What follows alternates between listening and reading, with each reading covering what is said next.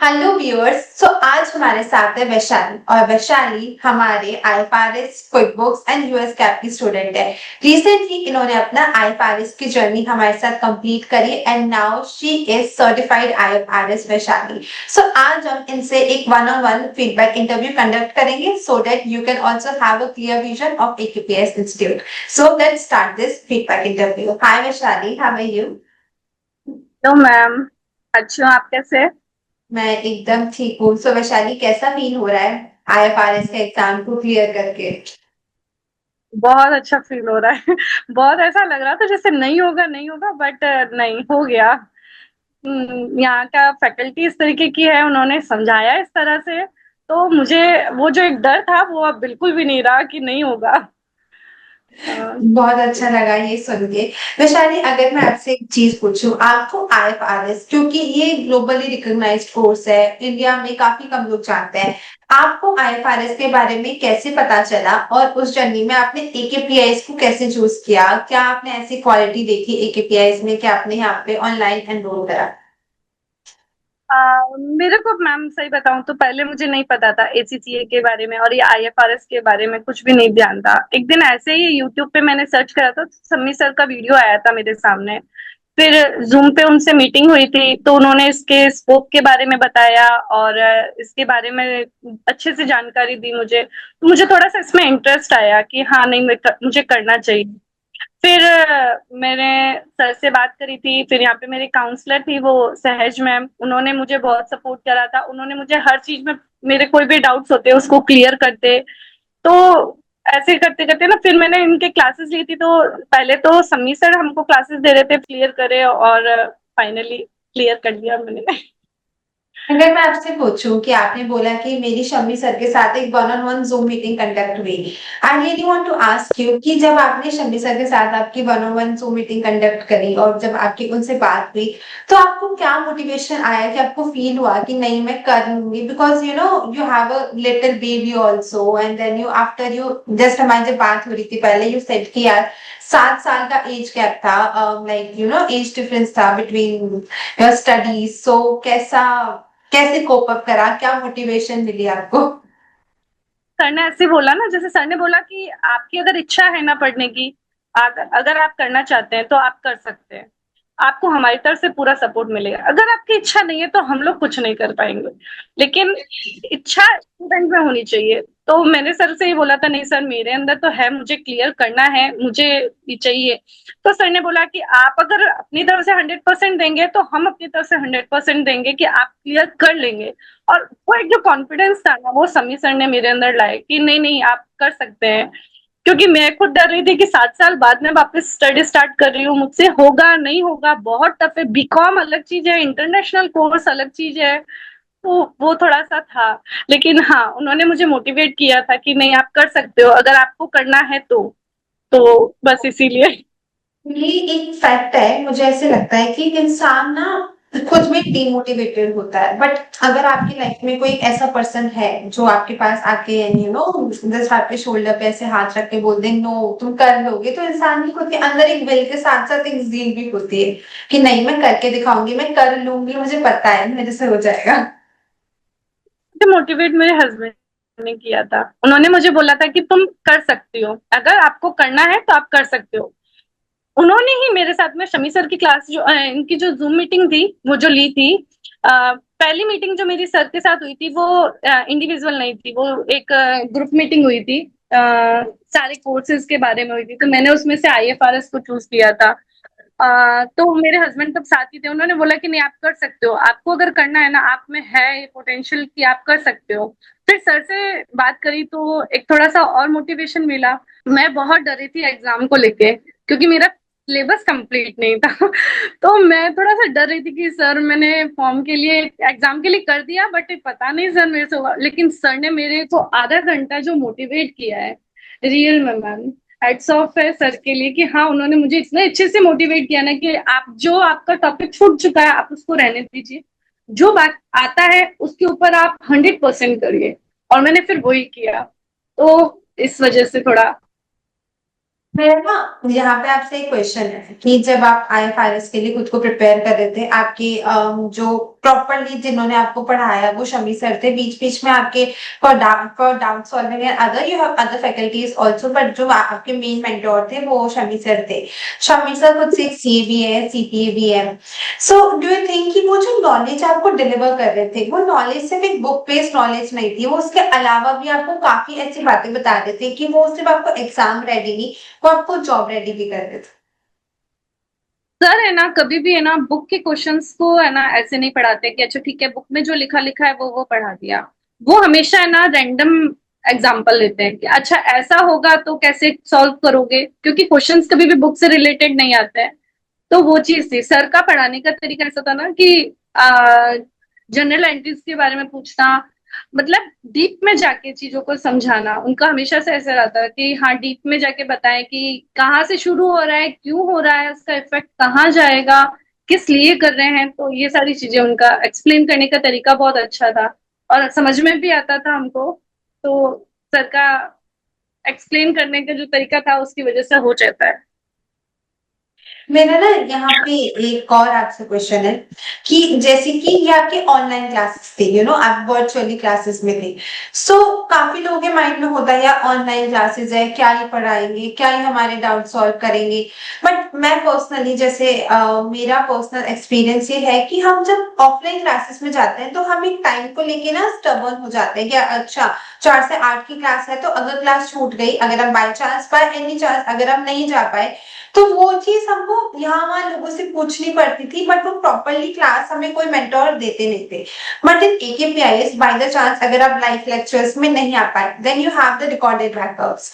आप डाउट्स के लिए ऐसा कुछ नहीं होता कि आपको क्लास टाइमिंग्स में डाउट पूछना है, you can text your faculties, your supporting faculties any time for the doubt. और वो जैसे फ्री होते हैं आप उनके काउंसलर्स को भी शेयर कर देते हो इनफैक्ट कि मुझे डाउट है। सो डू यू थिंक कि एकेपीआईस के अंदर आपको आपकी पढ़ाई के रिगार्डिंग कोई इशू नहीं आया, आपके डाउट्स एक टाइमली बेसिस पे रिजॉल्व हो रहे थे? मैम सर का ऐसा था ना कि वो हमसे जो भी क्वेश्चंस होते हैं ना उनके लिए वो हमको कहते हैं अगर आप लोगों की इच्छा है ना पढ़ने की, आप मुझे कभी भी मेल कीजिए, मैं आपकी मेल्स का रिप्लाई करूंगा। और सर हमारे मेल्स का रिप्लाई करते, बिल्कुल वो एज ए सॉल्व करके बताते कि कहाँ प्रॉब्लम हो रही है, क्यों प्रॉब्लम हो रही है। और जैसे किस चीज के लिए कहूँ, जैसे फैकल्टीज थी, अगर मेरे को उनसे कोई प्रॉब्लम होती थी तो वो भी बराबर रिस्पॉन्स आता था 24 आवर्स के अंदर। तो मुझे क्वेश्चंस के आंसर मिल जाते थे, मेरी प्रॉब्लम सॉल्व कर देते थे। और मुझे इंस्टीट्यूट से ऑनलाइन क्लासेस लेने में कोई प्रॉब्लम नहीं हुई है, क्योंकि एक टाइम फिक्स था। मैं हर क्लास को ज्वाइन करती थी, मुझे प्रॉब्लम आती थी तो मैं वापस उसको रिवीजन वीडियोस देख लेती थी कि कहाँ प्रॉब्लम आई है। अगर कोई चीज है समझ में नहीं आई है तो मुझे और भी वीडियो सर ने अवेलेबल कराए थे, जैसे सुपर 30 हो गया। तो नॉलेज बढ़ाने के लिए उन्होंने मुझे और भी वीडियोस दे रखे थे कि आप यहाँ से भी नॉलेज गेन कर सकते हैं, आप अपना बेसिक क्लियर करिए। काफी स्टूडेंट्स होते हैं जिनके बेसिक क्लियर नहीं होते हैं, तो उन्होंने यही बोला था आप पहले अपना बेसिक क्लियर करिए, फिर आप आगे और देखिए। तो सपोर्टिव रहा मेरे लिए, मुझे चैलेंजिंग नहीं लगी ऑनलाइन क्लासेस। अगर मैं यहाँ पे आपसे पूछूं कि लाइक जब आपको एकेपीएस के बारे में पता चला, इट्स वेरी नॉर्मल, अगर हम बाहर मार्केट में कपड़े भी खरीदने जाते हैं ना, तो वो हमसे बहुत सारे प्रॉमिस करते हैं, जी कलर नहीं जाएगा, ये वो सो मेनी थिंग्स। जब आपने एकेपीएस में खुद के बारे में बात करी होगी, यहाँ पे भी आपको बहुत सारे प्रोमिस मिले होंगे कि आपको प्रॉपर सपोर्ट मिलेगा, रिकॉर्डेड बैकअप्स मिलेगा, आपको सारी जो भी यहाँ पे आपको प्रोमिस मिलते। Do you think do you think कि जो प्रॉमिस एकेपीएस में आपको एनरोलमेंट से पहले मिले थे, वो सारे प्रॉमिसेस आपको आज तक प्रॉपरली डिलीवर हो रहे हैं, because now you have completed your course with us? Ma'am मुझे जो प्रॉमिस किए थे वो सारे प्रॉमिस मेरे साथ में उन्होंने पूरे करे हैं। मुझे ऐसा कुछ भी उन्होंने फेक प्रॉमिस नहीं करा कि हम आपको ऐसा करेंगे। आपको उन्होंने, उनका सर का एक ही चीज था, आप स्टडी करो प्रॉपर, जो हमने आपको जिस तरीके से बताया है आप उस गाइडेंस के अंदर आप स्टडी करोगे आपका क्लियर हो जाएगा।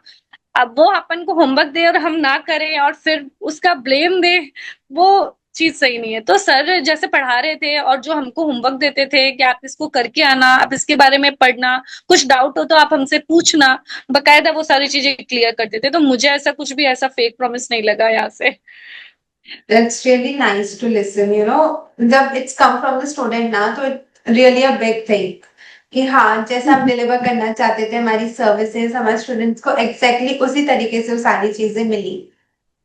नहीं नहीं, बिल्कुल मेरे के साथ में जैसा सर ने मेरे से बात करी थी और मैम ने मेरे से बात करी थी कि आपको प्रैक्टिस क्वेश्चंस करवाएंगे, आपको जो भी चीजें हैं और प्रोवाइड करवाई थी मेरे को, कोर्स के अलावा भी उन्होंने जो वीडियोस दिए थे कि आप उसमें से ट्राई करिए, कहीं और प्रॉब्लम आती है तो आप हमको मेल करिए, और मेरे मेल्स का बराबर मुझे रिप्लाई मिलता, नहीं होता तो यूट्यूब पे, सॉरी ये व्हाट्सएप पे सर मेरे से बात करके उसको डाउट्स को क्लियर कर देते थे, वीडियोस भेज देते, डायरेक्ट क्वेश्चन करा हुआ, जैसे उन्होंने, जैसे काफी बार होता था कि एक एक बार ऐसा सीन हुआ था कि कोई क्वेश्चन था जो जूम मीटिंग पे क्लियर नहीं हो पाता था वन ऑन वन, तो उन्होंने बकायदा उसका वीडियो बना के मुझे भेजा था कि ये किस तरीके से हो रहा है, तो मेरे डाउट्स उन्होंने बकायदा सारे क्लियर करे हैं, तो मुझे यू कोई नो प्रॉब्लम नहीं हुई है। Mentors are here to support you, but वही बात है कि वो आपको खाना बना के चम्मच भी पकड़ा देंगे, चम्मच से खिला भी देंगे, बट एट देन चबा के तो स्वेलअप हमें करना पड़ेगा ना।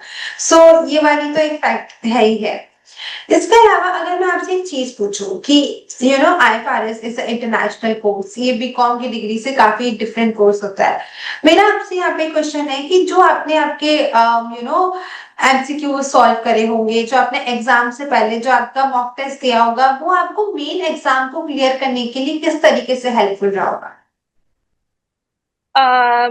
स्टार्टिंग में तो फर्स्ट सेकंड एग्जाम जो मॉक टेस्ट दिए थे मैंने, उसमें मुझे प्रॉब्लम आई थी, क्योंकि फर्स्ट क्वेश्चन जो होता है वो तो प्रैक्टिकल होता है, बाकी सारे थ्योरिकल होते हैं, तो थ्योरिकल क्वेश्चंस थे उनमें मुझे प्रॉब्लम्स आ रही थी, बट धीरे धीरे जैसे मैंने मॉक टेस्ट ज्यादा दिए, 3 4 5 मॉक टेस्ट दिए, वैसे वैसे मुझे कॉन्फिडेंस आया कि नहीं एग्जाम में हो सकता है, और सेम होता है मॉक टेस्ट जैसा हुआ है ना, सेम वैसा ही एग्जाम आता है, तो इतनी मुझे एग्जाम में प्रॉब्लम नहीं हुई कि उसको, वो मेरे लिए न्यू नहीं लगा मुझे, कि ये न्यू है कि मैं इसको कैसे अटेंड करूंगी या नहीं करूंगी। बस थोड़ा सा टाइम का इशू रहता है, इस बार थोड़ा सा प्रॉब्लम हुआ था एग्जाम के अंदर, 10 मिनट्स का ग्लिच आ गया था हमारा, पता नहीं क्या प्रॉब्लम आई थी, सारे स्टूडेंट्स के साथ हुआ था, सारे जो भी सर्वर इशू आया था कुछ ऐसा हुआ था, तो एक वो प्रॉब्लम आई थी, बाकी तो मेरे को ऐसा लगा नहीं, ऐसा लगा था मॉक टेस्ट ही दे रहे हैं। वो तो चलो, वो तो वहां पे एक सर्वर ग्लिच आ जाता है। बट टच वुड आपको, मतलब ऐसे काफी स्टूडेंट्स होते हैं जिनको लगता है कि अच्छा हम सुबह से शाम तक 6 6 घंटे पढ़ रहे हैं, और वो लोग एमसीक्यूज पे टेस्ट पे इतना ध्यान नहीं देते, और वो लोग बस खुद में ही वो पढ़ते रहते हैं, पढ़ते रहते हैं। सो मैं आपको उनके रिगार्डिंग एक क्वेश्चन पूछती हूँ, डू यू थिंक कि पढ़ने से ज्यादा ये एमसीक्यूज देना, रेगुलर होकर इवेल्युएशन कराना, मॉक टेस्ट देना, ये इम्पोर्टेंट होता है विथ योर बहुत studies? Important. Yes ma'am, MCQs तो आते नहीं है, ये यूएस गैप में एमसीक्यूज होंगे, आईएफआरएस में एमसीक्यूज का नहीं है, डिटेल क्वेश्चंस का रहता है।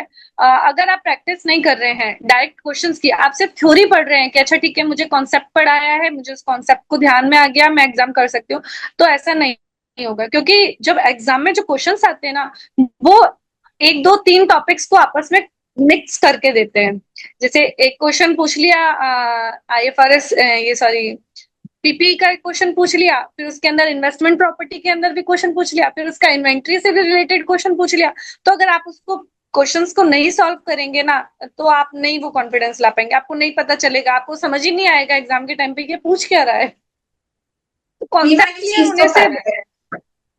बहुत जरूरी है कि आपको प्रैक्टिस करनी बहुत जरूरी है, एटलीस्ट मॉक टेस्ट आप कम से कम 4 से 5 अगर आप मॉक टेस्ट दे देते हैं ना, तो आप में कॉन्फिडेंस आ जाएगा।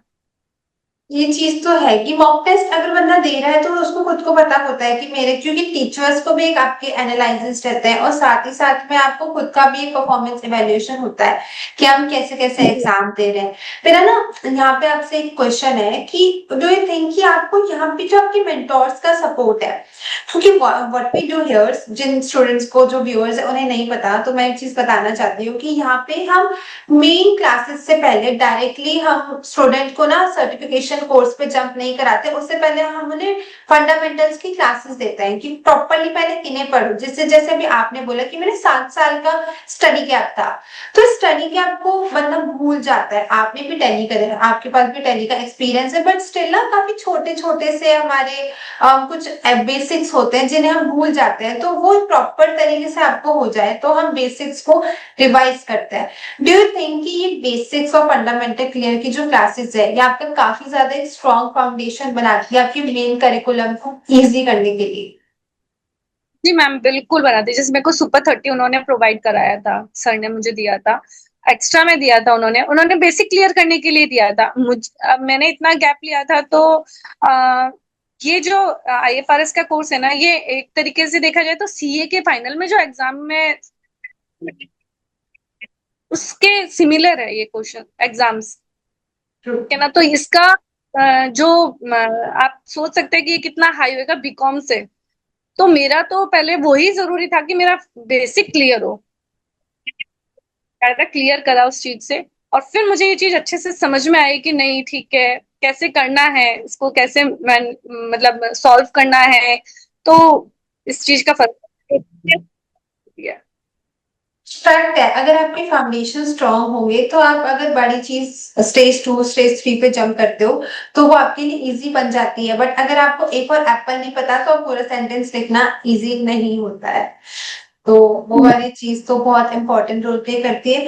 मुझे ना आपसे क्वेश्चन पूछना है, जैसे मैं बहुत बार स्टूडेंट्स के जब इंटरव्यू कंडक्ट करती हूँ तो व्हाट आई रियलाइज इज कि स्टूडेंट्स के ना एक फाइनेंशियल इंस्ट्रूमेंट्स IFRS के उसमें एक टॉपिक होता है, उसमें स्टूडेंट्स को ना काफी कंफ्यूजन होता है, काफी इश्यूज फेस होता है। डू यू थिंक कि आपको भी ऐसा कुछ इशू आया, और अगर हाँ तो फिर आपने उसको या फिर आपके मेंटोर्स ने क्या हेल्प करी आपको कि आप वो चीज क्लियर कर पाओ? फाइनेंशियल इंस्ट्रूमेंट एक मेन टॉपिक है इसके अंदर, और बहुत बड़ा टॉपिक है। तो ये इसमें प्रॉब्लम्स तो आती है क्योंकि ये एक इसमें ना 3-4 चीजें चलती है। हेज अकाउंटिंग भी चल रहा है उसके अंदर, कैसे अकाउंटिंग करनी है, कैसे मैनेजिंग करनी है, वो सारी चीजें चल रही है। तो मुझे इसमें सबसे ज्यादा प्रॉब्लम मुझे इसी टॉपिक पे आई थी। मुझे हेज अकाउंटिंग के क्वेश्चन सॉल्व नहीं हो रहे थे मेरे से। तो समी सर ने मेरी इसमें बहुत हेल्प करी थी। उन्होंने मुझे चीजों को क्लियर किया, मैंने कॉन्सेप्ट क्लियर करा कि किस लिए हो रहा है। एक होता है कि रटा देना कि ये हो रहा है इसको ऐसे कर लो आप, एक होता है किस लिए हो रहा है, आपको ये तो पता होना चाहिए ना, ताकि हर बार तो क्वेश्चन सेम नहीं आएंगे, चेंज होते हैं। तो वो चीज होनी बहुत जरूरी थी। तो समी सर ने मेरी उस चीज को लेके क्लियर करा, और फिर मेरा फाइनली इस बार भी वो क्वेश्चन आए हैं और मैंने उस चीज को किया है। टच वुड, फाइनली आप IFRS हो चुके हो, you know you are certified IFRS accountant now. जैसे अभी ना थैंक आप, हाँ जी बोलो। Thank you. नहीं, थैंक्स टू यू, आपने वो आपने हम पे एक ड्रीम रखा था आपका, और now we was able to clear and fulfil your dream, so we want to thank you कि you showed your trust on us. मैंने हमेशा और मेरे हर इंटरव्यू में मैंने हर स्टूडेंट को ये वाली बात बोली है, it's not the AKPS team जो एक ऑफिस के अंदर बैठी है, it's like the AKPS family which we have all over the globe. जब आप में से कोई भी स्टूडेंट यहाँ पे आता है, एनरोल करता है अपने ड्रीम्स के साथ में, जब वो फाइनली उसको अचीव कर लेता है ना, तो ऑफिस में सबको पता होता है कि इस काउंसलर के इस स्टूडेंट का ये वाला बैच था और वो क्लियर है। सो इट्स लाइक कि वो हैप्पीनेस आप लोगों के अंदर ही नहीं होती, वो ऑफिस के अंदर भी होती है। We all are equally happy कि चलो अच्छा हुआ, now she have done nice. So this is the thing, it's like the AKPS family which we all have. हाँ आओ कभी आप भी, आनी बहुत अच्छा लगेगा आप आओगे तो। जी बिल्कुल, डेफिनेटली कभी अगर मौका मिलेगा तो जरूर AKPS आएंगे, इंस्टीट्यूट में आके जाएंगे। बिल्कुल, मैं तो कह रही हूँ कि फटाफट से आप क्विक बुक्स यूएस कैंप सब कंप्लीट करो, फिर एक फेस टू फेस आपसे इंटरव्यू कंडक्ट करेंगे। हाँ बिल्कुल। नेक्स्ट मैं क्विक बुक के लिए करती हूँ और फिर US गैप का भी करती हूँ। US गैप तो सेम ही है इसका, IFRS का और US गैप में कुछ ज्यादा डिफरेंट नहीं है। कुछ है जो चेंज है, बाकी तो सेम कोर्स ही है। तो दोनों साथ ही चल रहे थे, बट मैंने IFRS को पहले प्रेफरेंस दी है। अब क्विक बुक करके फिर US गैप के लिए देखते हैं। जरूरी है ना, बिकॉज अगर एक एक करके करोगे तो आराम से हो जाता है, अगर हम सबको एक साथ करते हैं तो टफ बन जाता है इवेंचुअली। हाँ तो टफ बन जाता, बिल्कुल डेफिनेटली तब टफ हो जाता मेरे लिए कि अच्छा मैं इसको इसकी क्लास भी लेनी है, मुझे इसकी क्लास भी लेनी है, ये भी कंप्लीट नहीं हो पा रहा है, वो चीज हो जाती। तो इसीलिए मैंने एक एक ही ज्यादा जरूरी समझा कि नहीं ठीक है अपन इससे करते हैं, पहले यहाँ से स्टार्ट, इसको फिनिश करते हैं फिर नेक्स्ट उठाते हैं। बेबी बेबी स्टेप्स लिए हैं ना आपने कि आराम से, small steps gives you the big achievements of life. Yes ma'am. अच्छा, मुझे एक बात बताओ कि जैसे आपने यहाँ पे थोड़ा डिमोटिवेटेड भी थे कि इतने साल बाद मैं कैसे करूंगी, क्या होगा? What support you got from your mentors कि आपके अंदर ये जील हुई कि नहीं, मेंटोर्स ने भी बोला है तो मैं कर लूंगी। So what support you got from your? Sir से तो मुझे सपोर्ट मिला ही था मैम, उन्हीं से ही तो ये मिला था कि नहीं आप कर सकते हो अगर आपको करना है तो वो सपोर्ट की उनके जो उन्होंने जो मोटिवेशन दी थी। और सर बहुत अच्छा मोटिवेशन देते हैं। ट्रू, तो दैट्स उन्होंने जो ट्रू। हाँ, तो उन्होंने जो मोटिवेशन दी थी कि आप पहले क्लियर तो करिए, एग्जाम तो दीजिए। आप उसको क्लियर करेंगे उसके बाद में आपको पता चलेगा कि क्या चीज है, कितना स्कोप है इस चीज के लिए। तो डेफिनेटली शमी सर का बहुत रहा था कि उन्होंने मेरे को इस चीज के लिए मोटिवेट किया था कि आप इसको क्लियर करिए, आपसे हो जाएगा अगर आप करेंगे तो। आप नहीं करना चाहेंगे तो नहीं होएगा। बट फिर एट द एंड हुआ भी ना, मेंटोर्स को भरोसा था। बिल्कुल उनका यही, सर का यही कहना था, जो पढ़ने बच्चे पढ़ने चाहते हैं मैं उनको 100% सपोर्ट करूंगा, और जो नहीं पढ़ना चाहते हैं उनके लिए तो वो कुछ नहीं कह सकते थे। वो सिर्फ जैसे सबको क्लास दे रहे हैं वैसे क्लास दे सकते थे।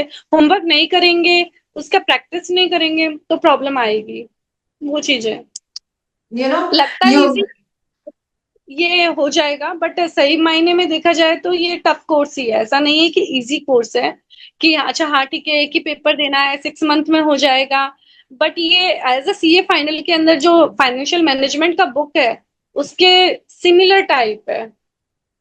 यहाँ पर इंडिया के अंदर इंडेस चलता है और इंटरनेशनल के अंदर आईएफआरएस चलता है, बस वो इतना ही डिफरेंस है, सिर्फ नाम का डिफरेंस है। और कुछ कुछ लॉज है जो चेंजेस है, बाकी सेम है। ट्रू वो चीज है, तो अब सीए में टफ होता है।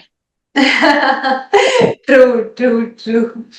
मेरा ना, जैसे अभी आप बोल रहे हो कि टफ होता है, बट यू नो सर ने आपको सपोर्ट किया। मेरा आपसे क्वेश्चन है कि प्रोफेशनल जर्नी के अंदर एक मेंटोर की गाइडेंस कितनी इंपॉर्टेंट होती है? मैम बहुत इंपॉर्टेंट है। अगर आपको गाइडेंस नहीं मिलती ना, आप एक जगह पे स्टक हो जाते हैं, आपको समझ ही नहीं आता।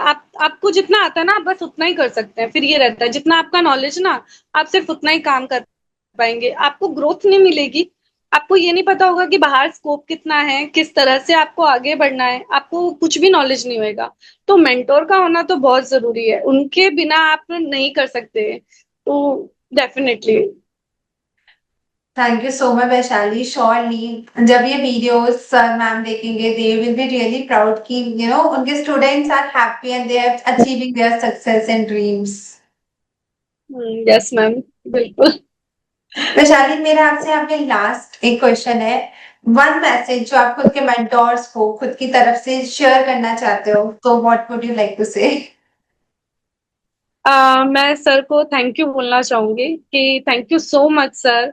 आपने स्टूडेंट्स पे बिलीव किया कि हाँ वो कर सकते हैं, और स्टूडेंट्स ने आप पे बिलीव किया कि हाँ आप हमको जैसा पढ़ाएंगे हम उसे क्लियर कर लेंगे।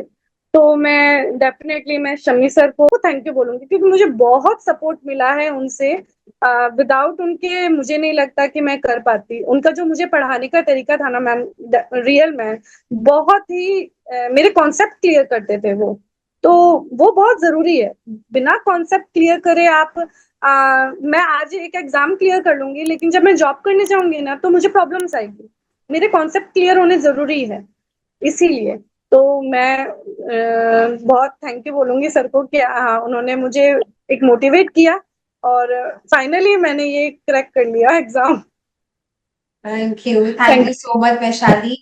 आपको थैंक यू कि आपने हमारे ऊपर वो ट्रस्ट शो करा। देन वो हमारी रिस्पॉन्सिबिलिटी थी कि हम आपका वो ट्रस्ट जीते, उसे कंप्लीट करें और आपको आपके ड्रीम्स अचीव कराएं। I am seriously happy that now you are finally an certified IFRS accountant. And जल्दी जल्दी खुद का QuickBooks US GAAP clear करो। देन हम एक और इंटरव्यू कंडक्ट करेंगे जिसमें आप सर्टिफाइड क्विक बुक्स भी होंगे, सर्टिफाइड यूएस गैप भी होंगे, आईएफआरएस भी होंगे। I'm literally wishing you all the very best for your upcoming career. You ma'am, thank you so much. Thank you so much, Vishali, for your precious time and for your lovely words. Thank you.